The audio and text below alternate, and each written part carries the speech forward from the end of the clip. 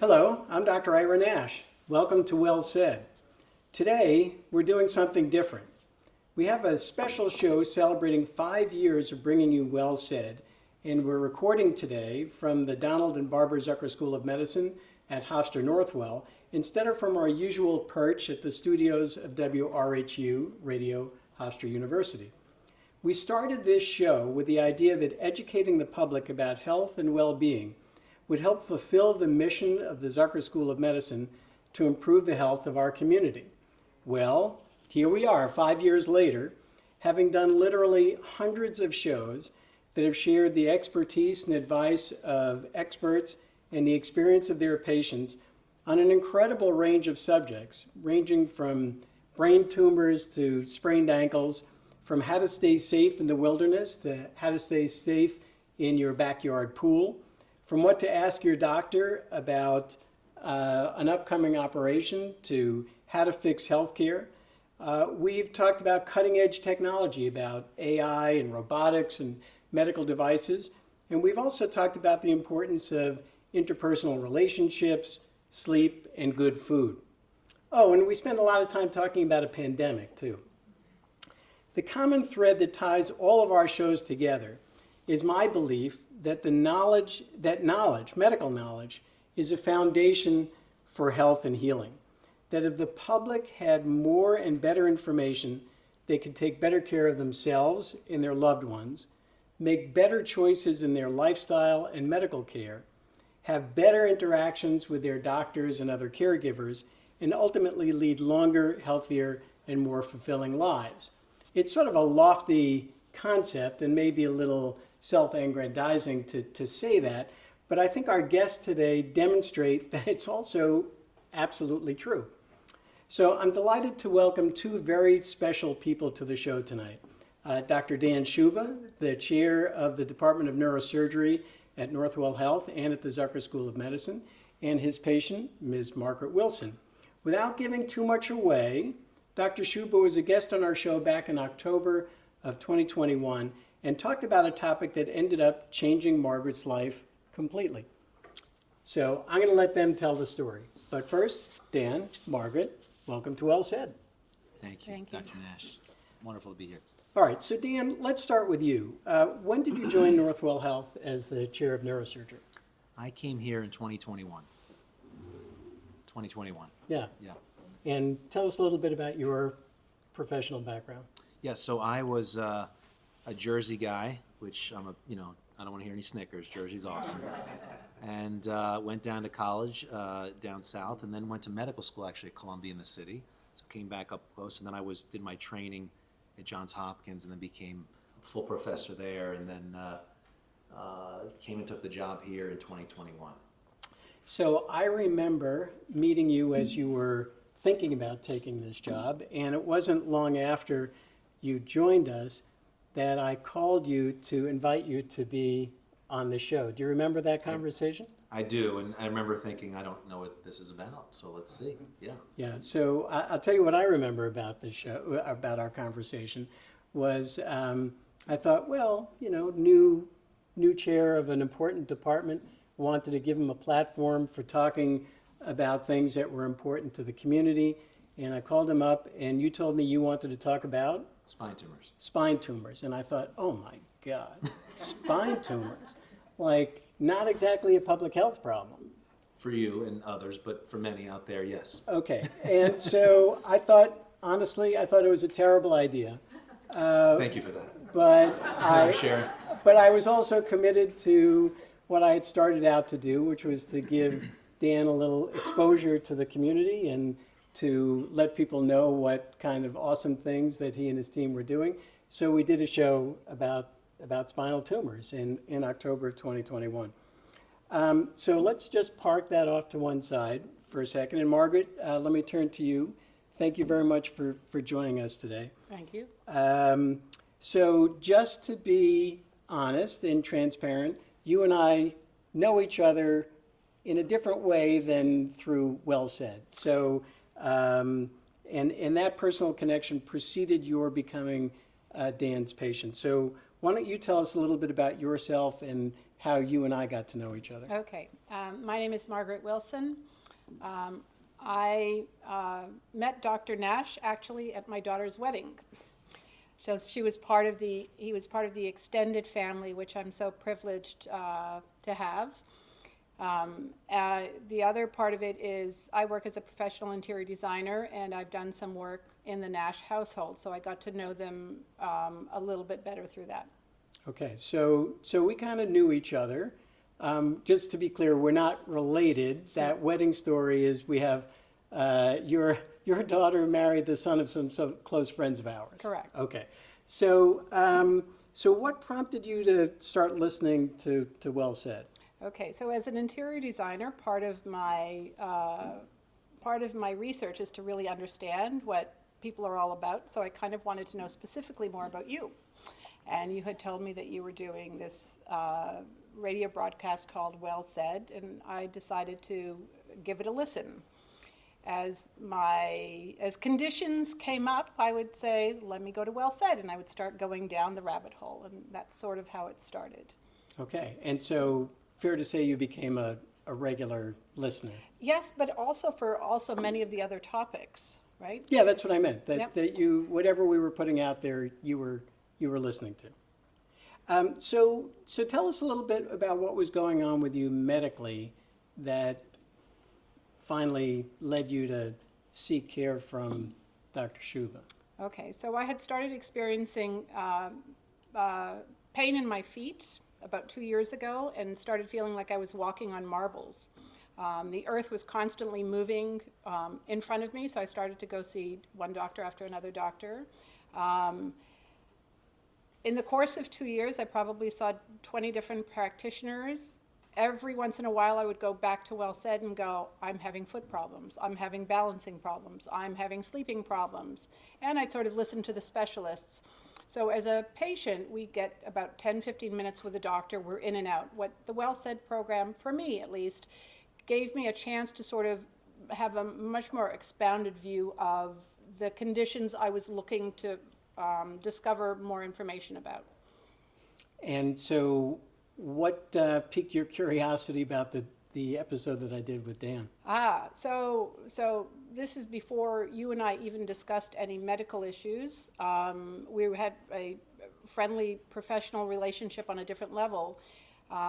When I finally, it was probably a year and 3 quarters into it when somebody said to me, you need to go see a neurologist.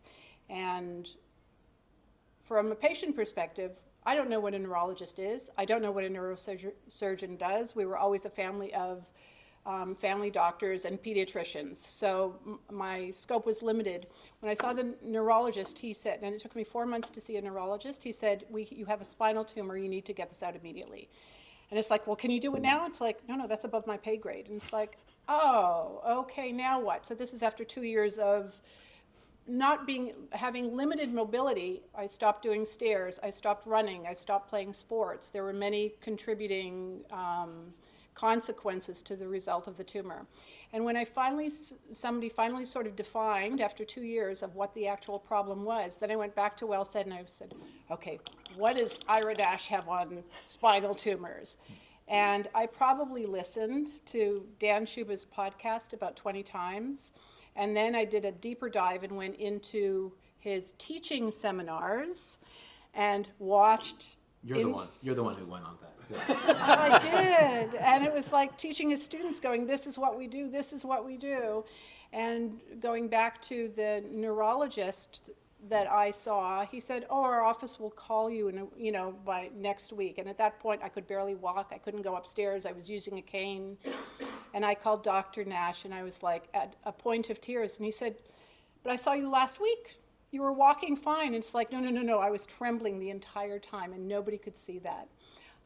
So before I spoke to you, I knew all about Dr. Shuba through Well Said. All right, so Dan, let me turn back to you and have you pick up the trail at that point. So I was able to connect you and Margaret, and then what happened next?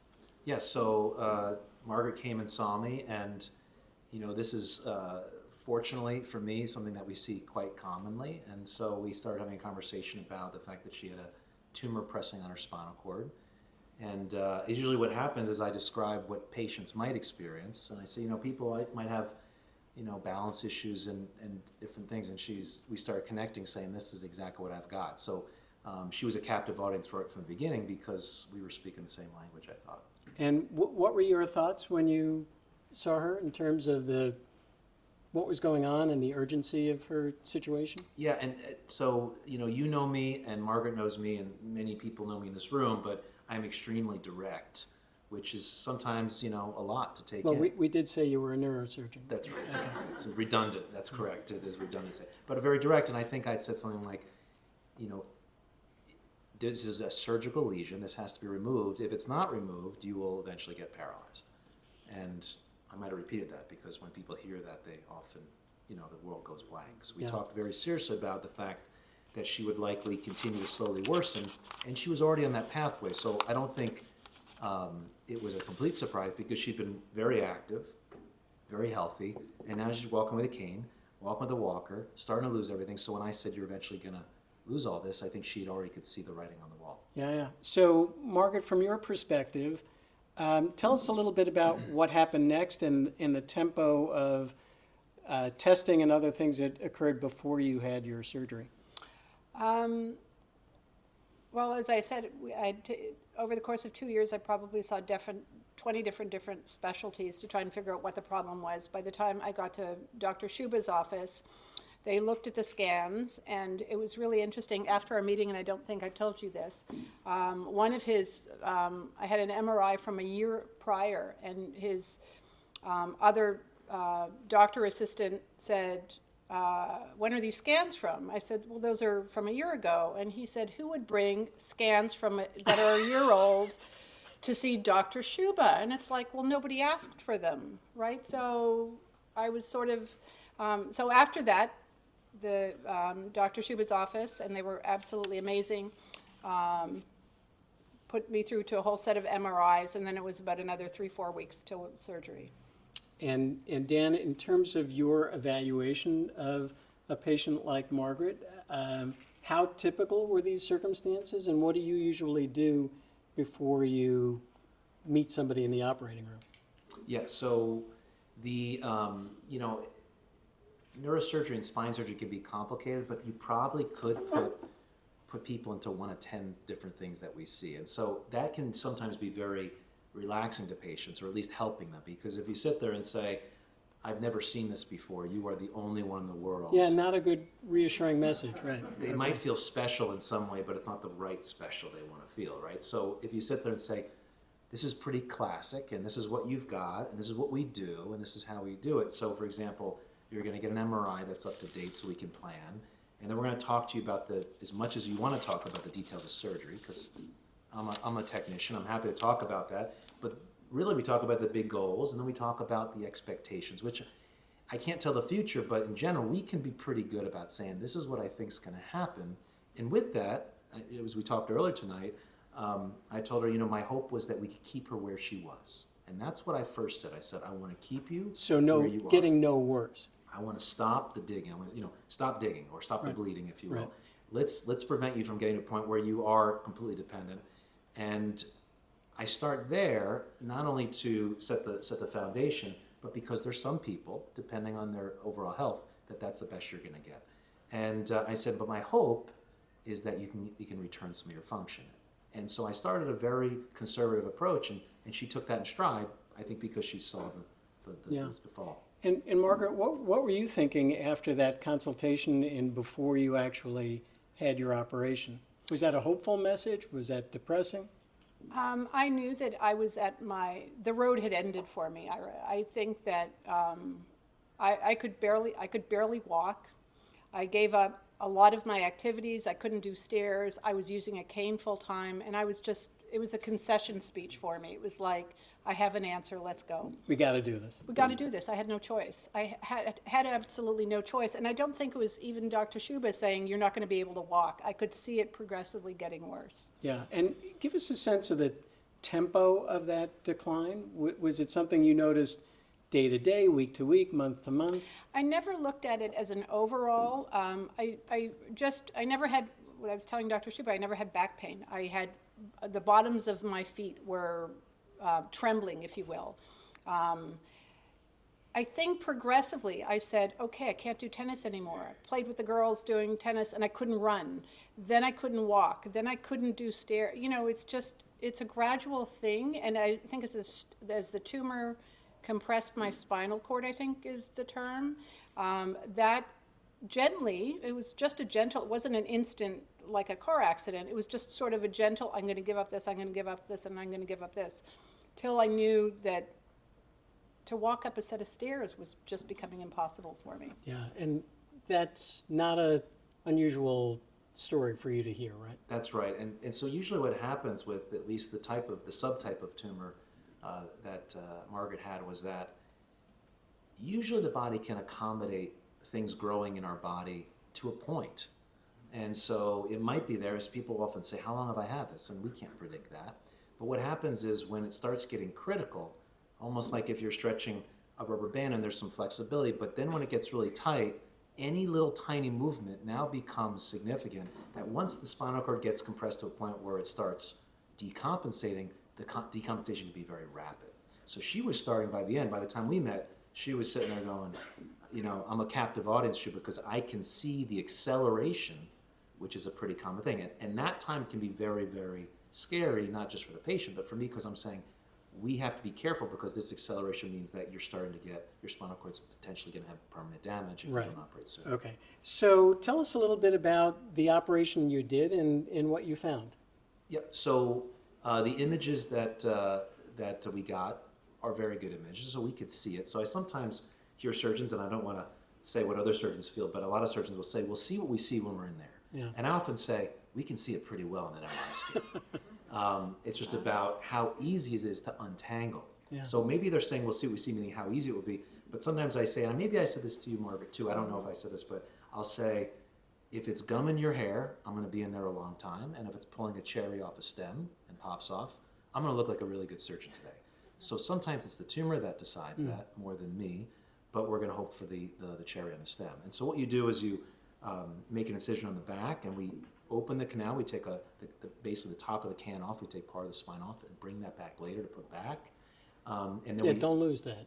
Don't lose that. Some people like to throw that away, but I'm very into recycling, so you get the spine back.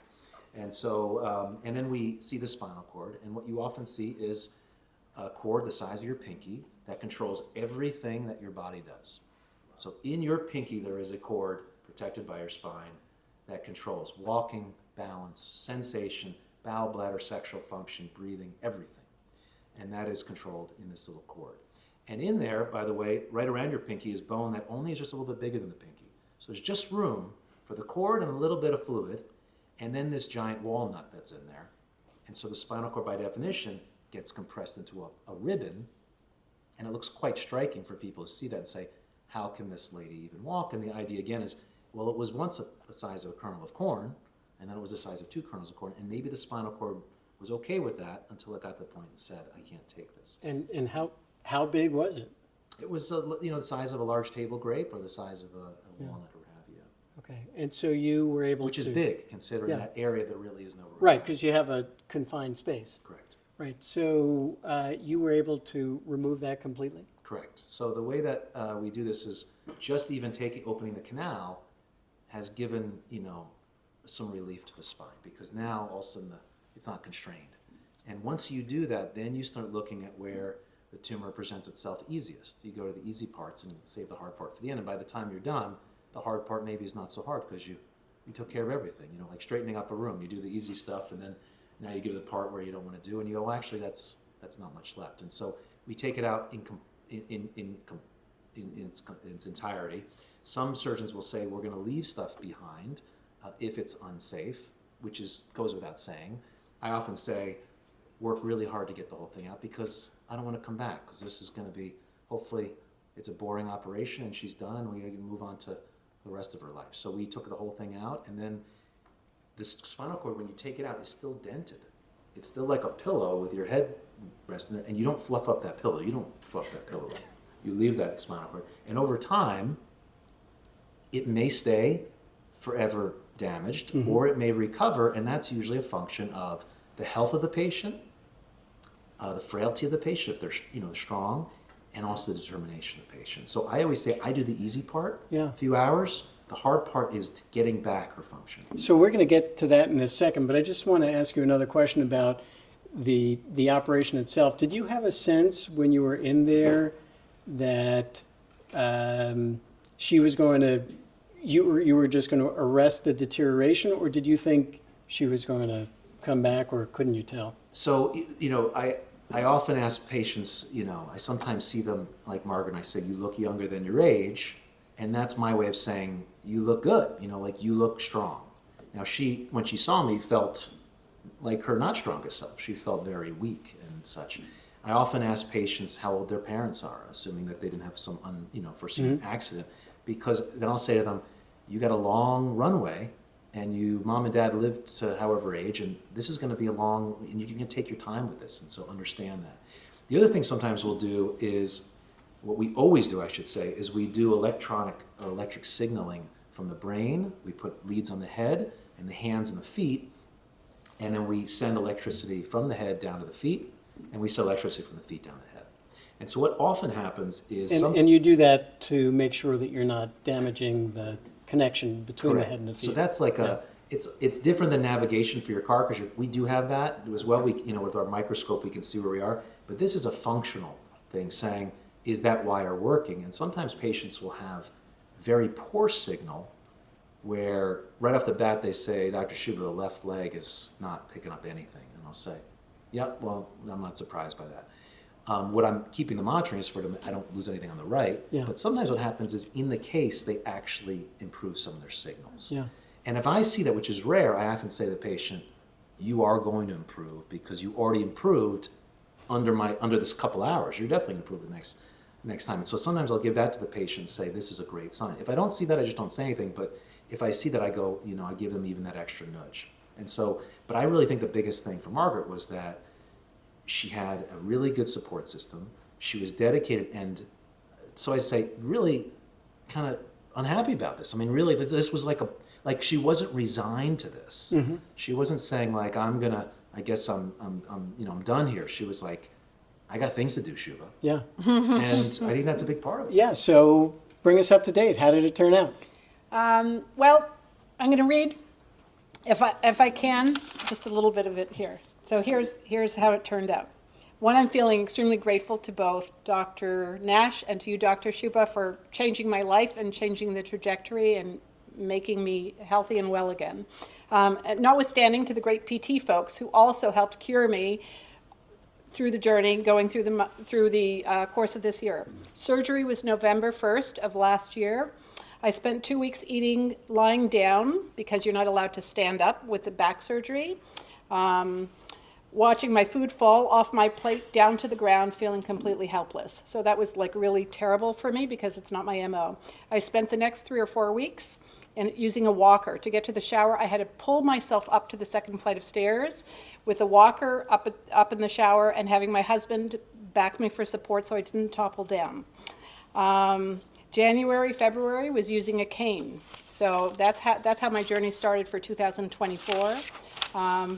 Today I'm feeling fantastic. So that's great. When you say you're feeling fantastic, are you back to normal? Are you doing everything or feel capable of doing everything you want to do? I feel capable of doing everything I want to do. The muscles, what happened to me, I think over a 2-year period, is that your muscles have a little bit of atrophy, and those need to regain strength. So my core, my leg muscles, because it translated, the tumor was in my mid-back, or a little bit lower than my mid-back, it translated all the way down through my whole body. So all of those muscles need to come back, including my arms, my stamina, my just the muscle group. So that's coming along just fine. Thank you. And Dan, is that how typical is this story? I mean, it sounds extraordinary to me, but you do this every day. Yeah, no, I think that I am very happy with, and I'm still, but all of us are unhappy. I want her to even be better tomorrow than she is today, right? Because she's motivated and she wants to live life to its fullest. I will tell you that what also I heard in that, which is very common, is that when you're very, very weak, and I tell this to patients, and I'm not sure if I remember telling you this, but I often tell patients is, you're very, very weak, you're worsening, and then you have surgery, which is another punch in the nose. So I tell patients, you actually might be weaker after surgery than you are now. I say, what? I'm doing the surgery, Shuba, so I'm not weak. And I say, but you are so weak, and then you're going to get punched in the ring when you're teetering. And so that first 2 weeks is often, what did I get myself into? And when you make that bottom nadir, that bottom of the, and you start curving up, you got to celebrate that, because patients are looking to see that inflection point, saying you're coming back.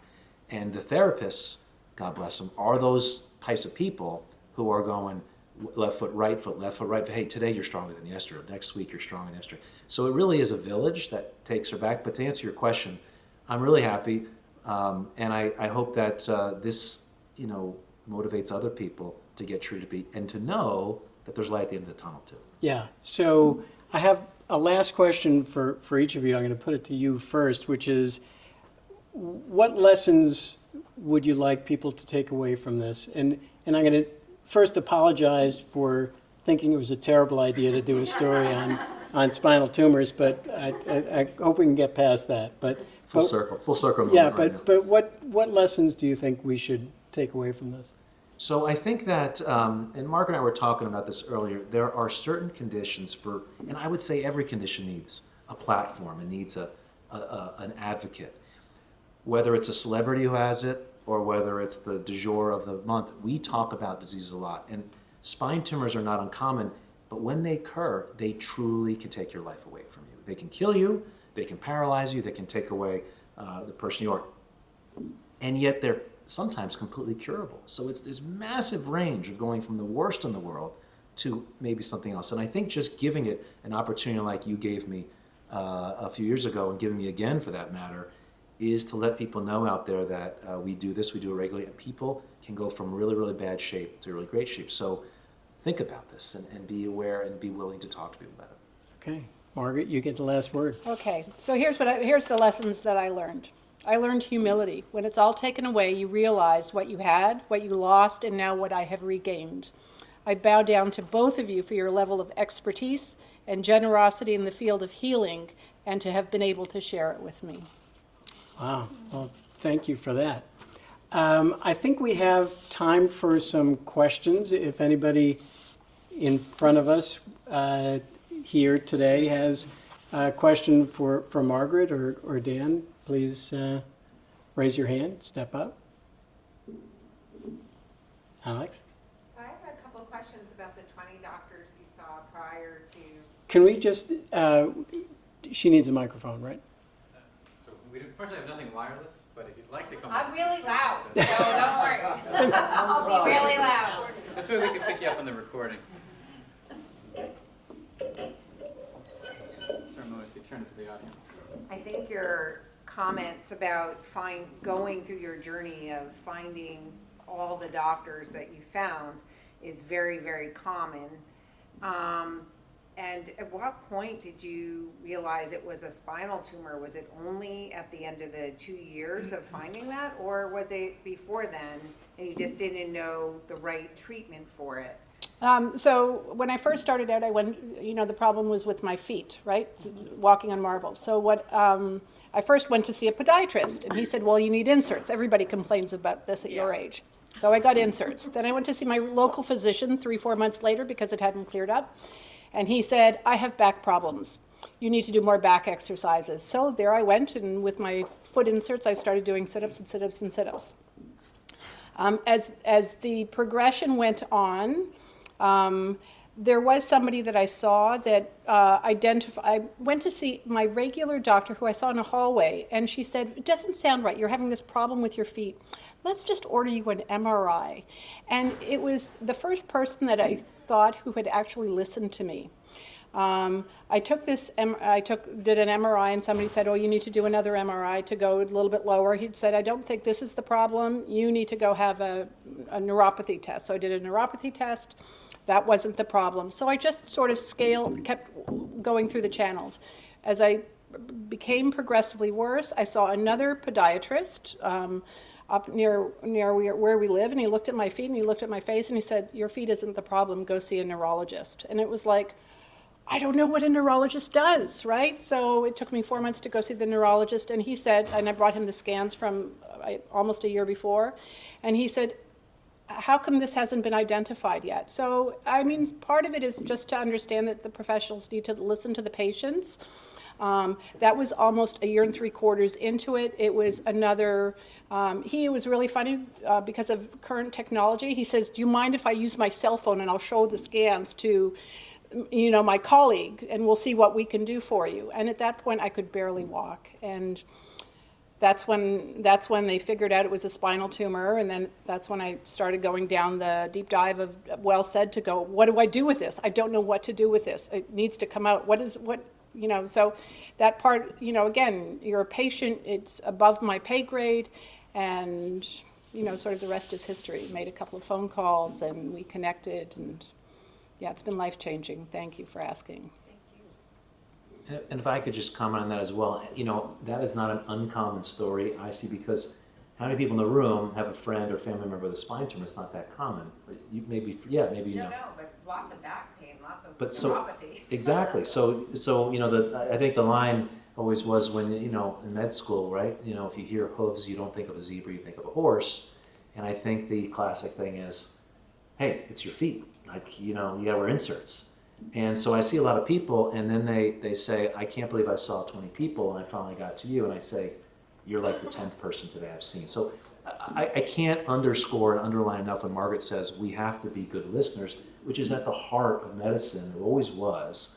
Despite all our tools and our toys and our technology, connecting with people on any level, you know, whether it's about their feelings or much less about their feet, you have to listen to where the problem is, and maybe it would have been 10 doctors instead of 20, if, you know, maybe. But you know, it's a hard diagnosis sometimes, but at the same time, we have to be better listeners. I think that is just a great lesson for all of us. So Dan, at what point in her progression, at what point in the progression would someone who is both skillful and motivated to do a very careful neurologic exam, would that have tipped them off that this was not a foot problem, that this was something to do with the spinal cord, that conduction wasn't passing through it? I mean, it's hard for me to believe that you got to that point and a neuro exam was normal. Yeah, no, I think it's a great point, and just a comment by itself, you're right. I think that's something that happens that we see a lot of, and this is maybe something that's a little nuanced, is that when patients have problems with their legs or pain shooting down their back or some kind of abnormality of their lower extremities, they'll get an MRI of their legs. They'll get an MRI of their low back. And a lot of these tumors are in their mid-back or even their cervical spine, and they're not painful there. And so I probably have a conversation once a week where I say, well, the problem is in your mid-thoracic spine, or it's in your neck, and they'll say, right on par, Dr. Shuba, you're not listening to me. I'm not complaining about my neck or my upper back. I'm complaining about my legs not working. And then I usually say something not snarky like, well, you're not listening to me. The problem in your legs, you know, balance isn't a problem of your knees. You know, pain in your knees might be a problem. So I have a lot of patients who have spinal cord tumors who have had knee replacements, knee scopes, hip replacement, hip scopes. They go, my legs just don't work. And if you're old enough, you're gonna have some arthritis in those knees and hips. They go to an orthopedic surgeon, they go, you came to the right place, I'll change your tires. And I talk to the patient and say, so tell me how much your pain was before your hip or knee replacement, and they'll say, I never had pain in my knees and hips, they just didn't work. And to your point, I'm going, that's not a knee problem, that's not a hip problem, that is more proximal. So again, it comes back to listening. Now, you do the exam, the patient walks in, they have balance issues, and you see them walk. For me, that's something I see every day, maybe not for everybody, but I'd sit there and say, your balance is not coming, you know, it might be coming from your brain. Maybe you have Parkinson's disease, right? And so people say, no, it's my legs. And I think that happens a lot. And what happens, I think similarly, they'll take a picture of the lower back and they'll say the MRI was negative. We did the picture of the spine, and I'll say, we need a picture of the whole spine. And sometimes that delays the diagnosis because they'll say, we already did the MRI. And I'll say, not high enough. And so that's something that I think you went through as well. Very, very common. And I think it's times like this, because if I'm an internist, which I'm not, I'm specialized, so I see the same things over and over again, and I say, hey, there's like 10 patterns. An internist sees 1,000 different things. So I think well said and things like this and a story like this advocates for those things to say, hey, maybe phone a friend or do a more in-depth study, whatever one works, but don't sit on it and tell the patient, sorry, but sucks for you. It's more, I need to do more myself, or I need to phone a friend and say, hey, what do you think about this? And I think that's a good lesson for us. Therese? I might surprise you with this question, though, I don't know. So this question actually is for you, Dr. Nash. Oh dear. How do you feel about bringing these two people together? I don't think that you imagined doing a radio show that you were going to bring a spinal tumor patient and a spinal physician together. So what are your thoughts? Well, I already told you that I thought it was a terrible idea to do a story on spinal tumors.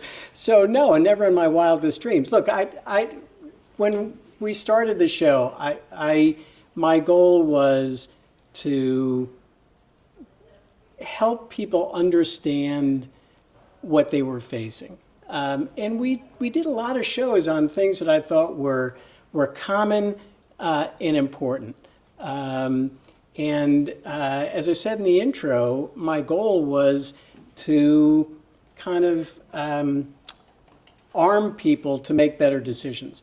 And honestly, I always thought it was kind of an extension of practicing medicine, right? So a lot of time I spend in the exam room is educating people around their condition so they know what to eat and they know what to do and they know what their medicines are for and so on and so forth. And I thought this would be an opportunity to do that on a broader scale with more people listening and maybe kind of have a wider impact that way.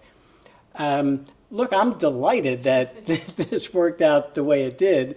I think it's a great story, and I'm really proud that we were able to play a role in making Margaret better and in giving Dan a platform to make sure that the word gets out there. So I couldn't be more excited about this. I think it's a wonderful, it's very validating, let me put it that way. Victor?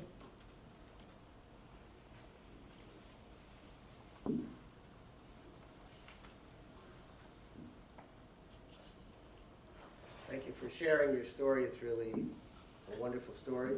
Thank you. As a child psychiatrist, I wonder, Dr. Schuba, how often patients come to you and the symptoms really were psychiatric symptoms. So we've seen patients who present with auditory hallucinations at night or other psychiatric manifestations, and it turns out that they have a spinal cord tumor. So I wonder, for the listeners, to know that not only pain or difficulty walking, but you can also have psychiatric manifestations that turn out to be from a spinal cord tumor. Yeah, that's a great point. Thank you for that comment. I think we all know, or at least I don't know if you all have it, but I think we can relate to a lot of things. We can relate to a twisted ankle. We can relate to a flu. I don't know if I know exactly what Margaret experienced, even though I see it every day. So this communication really is listening and understanding, because I'm walking on marbles. And then, the obnoxious person might say, well, then stop walking on marbles. Like, take the marbles, I don't know, take the marbles out of your shoes. Well, that's not what I mean. I mean, it's a balance thing. And so I think that as we learn this, some of the symptoms that I hear are so common for me that I'll sometimes say, they'll say, well, I'm very nervous. And I'll say, and they say, I have this. And I said, let me tell you what a lot of people complain of. And they hear it and they go, that's exactly what I hear. Not because I've had it. I say, this is what they say. Sometimes they say they feel like they're walking with their feet wrapped. They, what is it called? The stuff that pops in the packaging. Oh yeah, bubble wrap. Bubble wrap. I have bubble wrap in my feet. I can't feel things, or I feel like, or it's rocks in my shoes. And I say, that's what I hear every time. And similar to you, if you're a therapist or psychiatrist or someone, you're saying, this is what other people might feel. And it doesn't mean you necessarily felt that. And I think listening to your other patients and then sharing it. And something that I just wanted to say before I finish that comment that was asked to Dr. Nash about connecting people with information. I find patients are brilliant in making decisions. Overwhelmingly are very good at making decisions. And Margaret's very sophisticated. So it's really like, I don't have to be like, okay, so you got this thing in your body. It's like, yeah, I know, Shuba. Can you help me make a decision? And she can make a decision between left foot, right foot. I just have to tell her, you want a salad? This is what the salad is. This is a steak.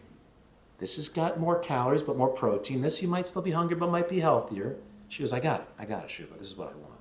And so if we can give that to patients virtually on podcasts, I don't know what people really pull books anymore, but even books, we can give people books and pamphlets.